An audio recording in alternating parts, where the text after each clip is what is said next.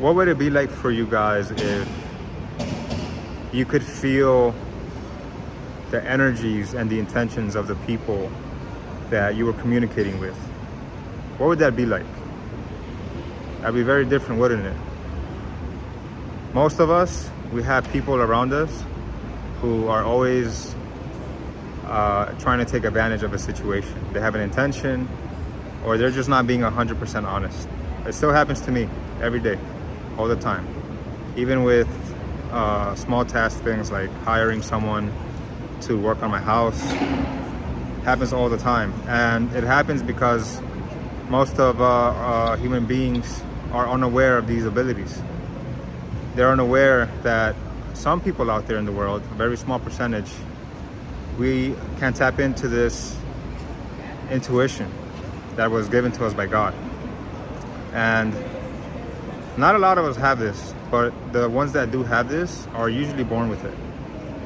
And there are several names for these children that have these abilities. Some of them are called indigo children, crystal children, rainbow children, light bearers, messengers, prophets, and these children exist. We can look into biblical times, thousands of years ago, how kings and rulers would send out massacres across their towns, their cities, to murder babies, because they were aware that there's always this cycle of new children that come into the earth to help replenish the earth into a balance of darkness and light. These are very spiritual, these are very deep topics that go back to ancient times, and not just one culture, and this spans across many cultures. I'm talking here about the Mayans, the Hopi, the Aztecs, the Sumerians, the Babylonians. It just goes really far back. And this knowledge has been sort of concealed and hidden from the mainstream. And I've talked about this a little bit before in my videos. The mainstream is a program. This is why TV shows are called programs.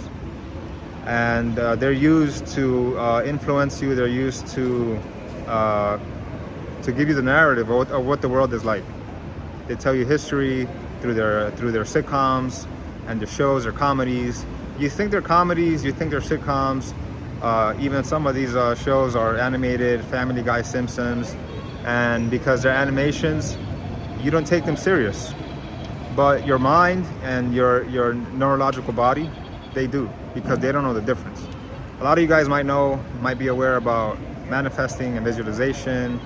Joe Dispenza does a lot of work on this. He talks about how a deep thought in theta, when you're relaxed and when you're thinking about things in a very deep way, your body, your mind, it doesn't know if that event is real or if it's just a thought, because there's a whole other system inside of your body, an electrical system, your DNA, that are receiving these impulses from your brain. So your brain is very powerful. Your brain is extremely powerful, and just as a fit person would be very careful about what they eat and what they consume as far as nutrition. Us as divine multi-dimensional beings, we have to be very careful about what we consume, which is not limited to just what you eat. It's also including what you watch, what you listen to, who you speak to, what you're thinking about. You have to even watch your own thoughts. They say that an idle mind is the devil's playground, and that's because your mind is like a garden. You have to consistently provide maintenance for it, and you have to nourish it, and you have to nurture it. A mind that is left to drift, these people are drifters, and these are the people that are easily controlled, and they consume anything you throw at them.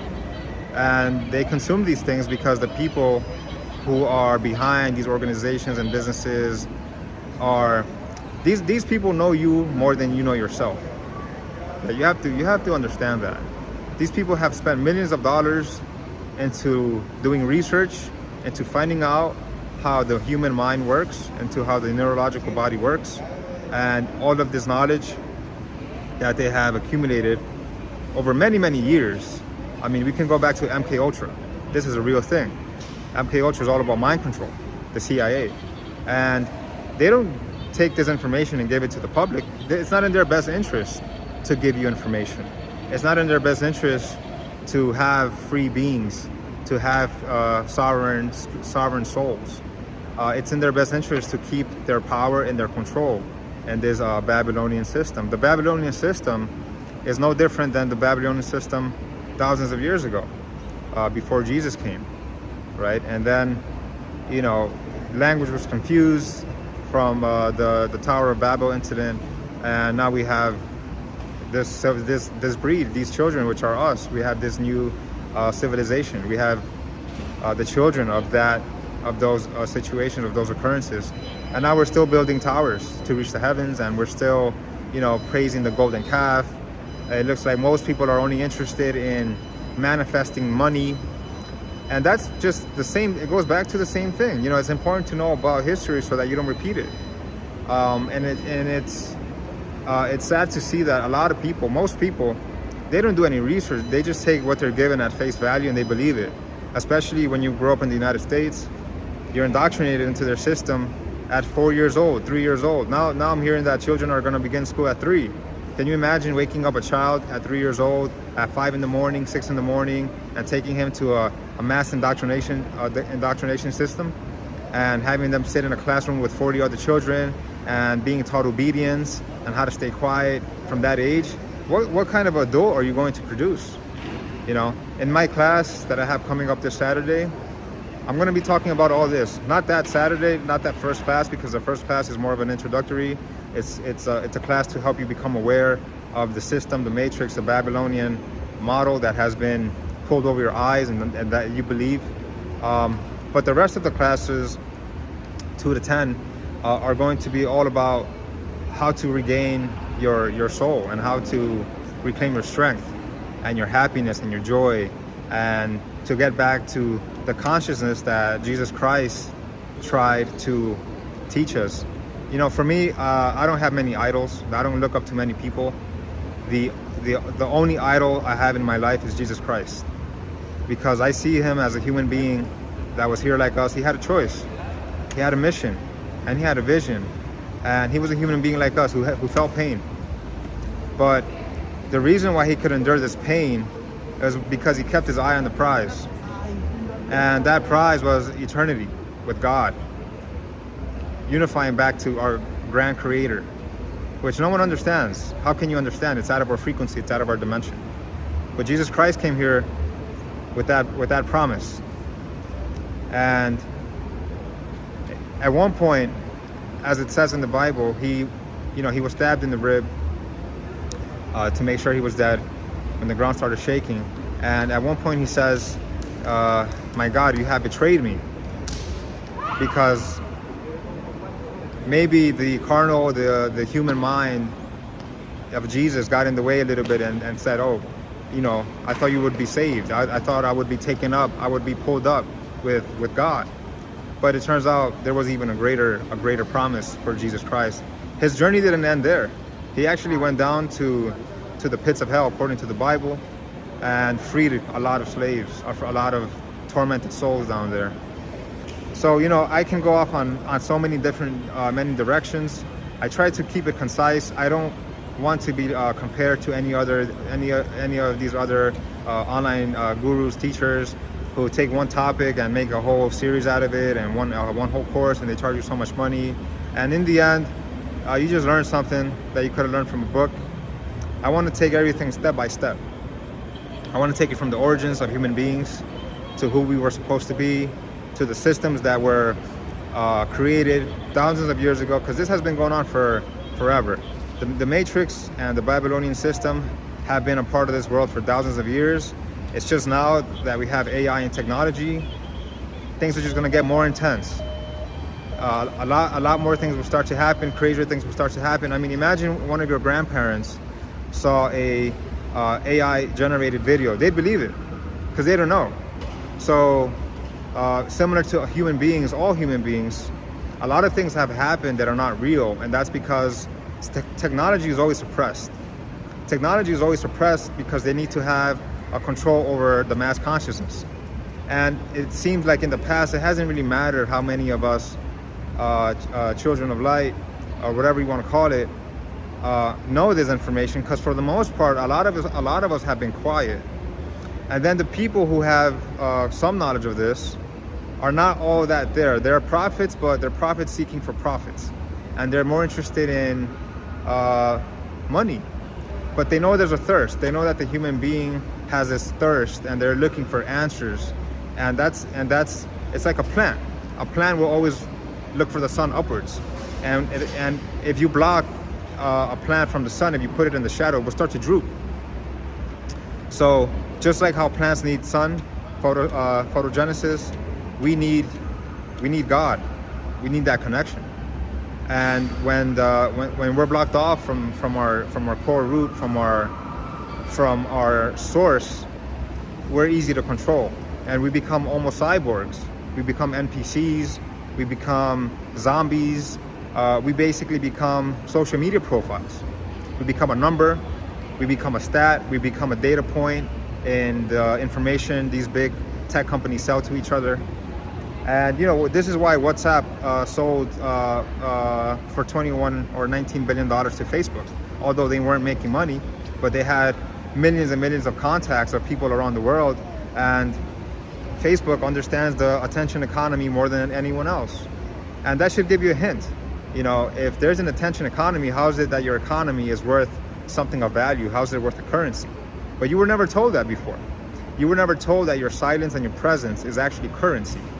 Instead, they feed you with a bunch of propaganda, these seed oil, vegetable oil foods, fried foods, carbohydrates, all of these foods that slow the body down, that make the body overwork, that make it overconsume energy. Look, guys, this is an energy war. This is a spiritual war. This is a consciousness war. It's all the same thing. This is what they're after. As soon as you can take your sovereignty, as soon as you can take control of your own decisions, and as soon as you can overcome temptation and addiction, the closer you become to going back to source. And then all of a sudden, you're going to wake up every day with more gratitude, because every single day you're taking a step closer back to source, back to God. And our greatest teacher, I go back to it, our greatest teacher for going back to source is Jesus Christ. But unfortunately, the Catholic corpus have only put in 5% of his teachings.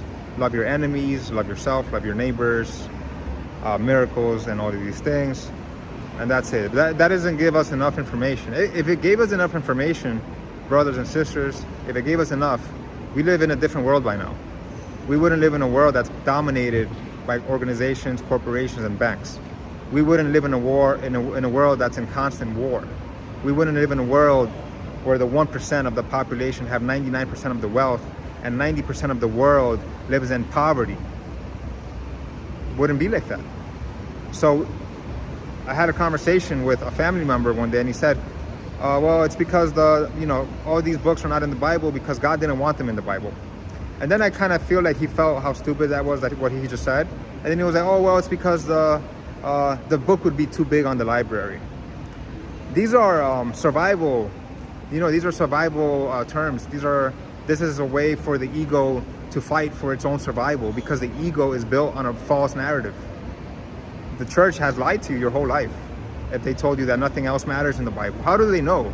Did they have a conversation with God and say, yeah, Matthew, Luke, and John, Revelation, Acts, Proverbs, but not the book of Mary Magdalene, not the book of Thomas, not the book of Enoch, not the book of the secret teachings of Jesus Christ on astrology, on reincarnation, none of this. Why? Because you would know too much. Remember, guys, the Bible was a forbidden book for 1,300 years, kept secret, kept forbidden by the Bible.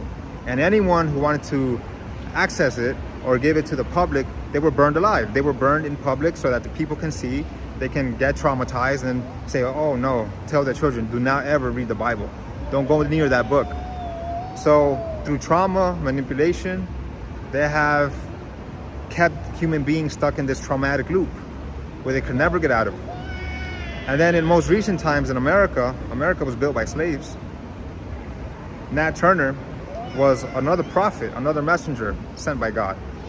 He read the Bible because at the time the slaves were read passages in the Bible, but that only talked about servitude and their masters. But Nat Turner read the Bible and he said, hey, wait a minute, we shouldn't be slaves, right? But today we're still slaves. We're spiritual slaves to the church organizations. We're still slaves to the banking systems. We're still slaves to the corporations. We're still slaves to the pharmaceutical companies, to the medicine companies, to the doctors, to the universities. You have to figure out where the universities get their funding from.